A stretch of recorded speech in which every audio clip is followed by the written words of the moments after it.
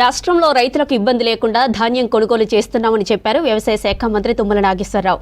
సర్కార్ బోనస్ ప్రకటనతో సన్నాల సాగు పెరిగిందని తెలిపారు. పోటీపడి కల్లాల్లోనే సన్నవడ్లు కొంటున్నారని వివరించారు. సన్న రకాలకు 500 రూపాయల బోనస్ చెల్లింపులు జరుగుతున్నాయని తెలిపారు. గ్రామానికో కొనుగోలు సెంటర్ ఏర్పాటు చేశామని చెప్పారు.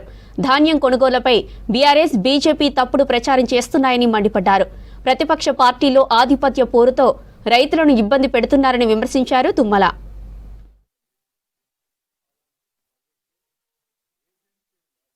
గతంలో 146 లక్షల టన్నులు ఉన్నటువంటి 1,46 లక్షల మెట్రిక్ టన్నులు ఉన్నటువంటి ఉత్పత్తి రికార్డు. అది అప్పుడు సెకండ్ ఉండేవాళ్ళం దేశంలో. ఈనాడు భారతదేశంలో 1,53 లక్షల దిగుబడి అంచనాతోటి దీనిలో గతంలో సన్న రకాలు 25 లక్షల ఎకరాల్లోనే ఉండేది.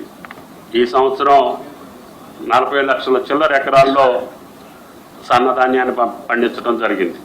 కారణం, సన్నధాన్యానికి 500 రూపాయలు తెలంగాణ ప్రభుత్వం బోనస్ ప్రకటించింది.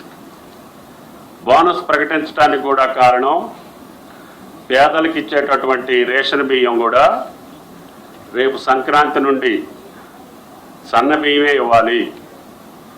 అదేవిధంగా సోషల్ వెల్ఫేర్ కానీ, గురుకులాలు కానీ, అన్ని సంక్షేమ హాస్టల్స్ కూడా గతంలో దొడ్డు రకాలు 41 లక్షల ఎకరాల్లో ఉండేది.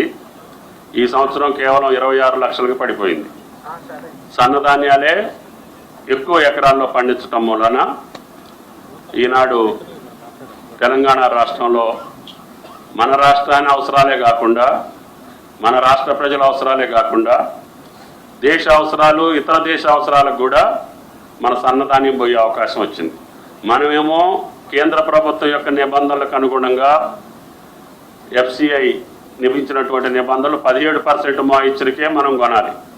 దానివల్ల ప్రైవేట్ మిల్లర్స్కి, డైయర్స్, మిల్లర్ల అవకాశాలు ఉంటాయి. కాబట్టి ఎంత మాయిచ్చరున్నా డైరెక్ట్గా కళ్ళంలోనే కొని తీసుకెళ్లే అవకాశం వచ్చింది. రైతులందరూ కూడా ఈనాడు ఓపెన్ మార్కెట్లో అమ్ముకునే అవకాశం కూడా వచ్చింది. గతంలో ఇదే రోజుకి కేవలం ఆ ప్రభుత్వంలో 4,555 పర్చేసింగ్ సెంటర్స్ మాత్రమే ఓపెన్ చేశారు. ఈ సంవత్సరం కాంగ్రెస్ ప్రభుత్వం 7,411 కేంద్రాల్లో ఈనాడు కొనుగోలు జరుగుతూ ఉంది. గతంలో ఇదే రోజుకి 17 జిల్లాల్లో మాత్రమే కొనుగోలు ప్రారంభమైంది. ఈరోజు 25 జిల్లాల్లో కొనుగోలు జరుగుతూ ఉంది. గతంలో ఈ రోజుకి సేకరించినటువంటి ధాన్యం పోయిన ఇదే రోజున 9,30,00,000 మెట్రిక్ టన్నులు, 9.35 లక్షల మెట్రిక్ టన్నులు.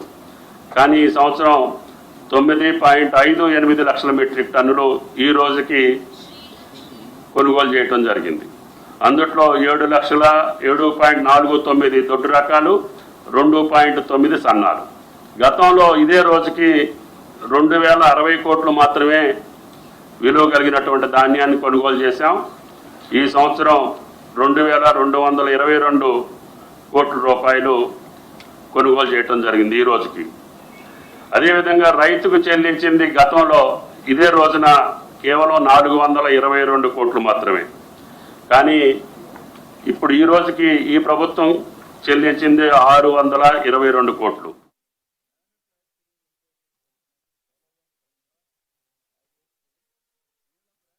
అధికారం పోయినంత మాత్రాన అంత అల్లకొల్లం అవ్వాల్సిన పని లేదు, అంత ఆదుర్త పడాల్సిన పని లేదు, అంత ఆతృత పడాల్సిన పని లేదు.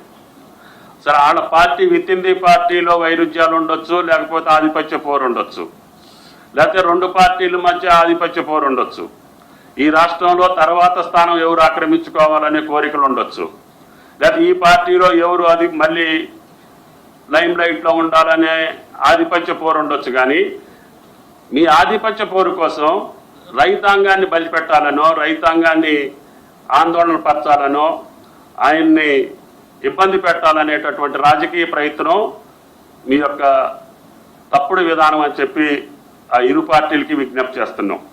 తప్పకుండా రైతును ఆదుకోవాలనే ప్రభుత్వం తప్ప మీకు మాదిరిగా మాటలతోటో చేతలతోటో రైతును ముంచినటువంటి ప్రభుత్వం కాంగ్రెస్ ప్రభుత్వం కాదు అని చెప్పి ఆ ఇరు పార్టీలకు విజ్ఞప్తి చేస్తున్నాం. కేంద్రంలో ఉన్న పార్టీకి కూడా విజ్ఞప్తి, మీరు ఇచ్చినటువంటి గైడ్ లైన్స్ ప్రకారంగా మేము కొనాలి. మీకు అంత ప్రేమ ఉంటే, అంత అభిమానం ఉంటే, రైతుల మీద అంత మక్కువ ఉంటే, నిజంగా రైతాంగం కోసం మీరు మాట్లాడే పద్ధతి ఉంటే ఆ యొక్క గైడ్ లైన్స్ కొంచెం మార్చండి. మాయిశ్చర్ యొక్క విధి విధానాలు మార్చండి. అది కాటన్లో కావచ్చు, వరిలో కావచ్చు.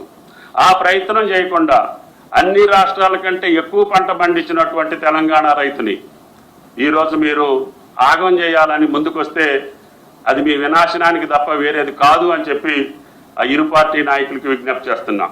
కష్టపడ్డటువంటి రైతుని మీరు కన్నీళ్లు పెట్టి ఇవ్వాలని చెప్పో, లేకపోతే కృత్రిమమైనటువంటి కార్యక్రమాలు నిర్వహించి తాత్కాలికంగా మీరు శునకానందం పొందొచ్చు. అది మంచిది పద్ధతి కాదు రాజకీయ పార్టీలకు అని చెప్పి విజ్ఞప్తి చేయదలుచుకున్నాం. దాని తర్వాత రైతు భరోసా కూడా సబ్ కమిటీ నివేదిక వచ్చిన తర్వాత తప్పకుండా రైతు భరోసాను కూడా కంటిన్యూ చేయాలనేది మా ప్రభుత్వం యొక్క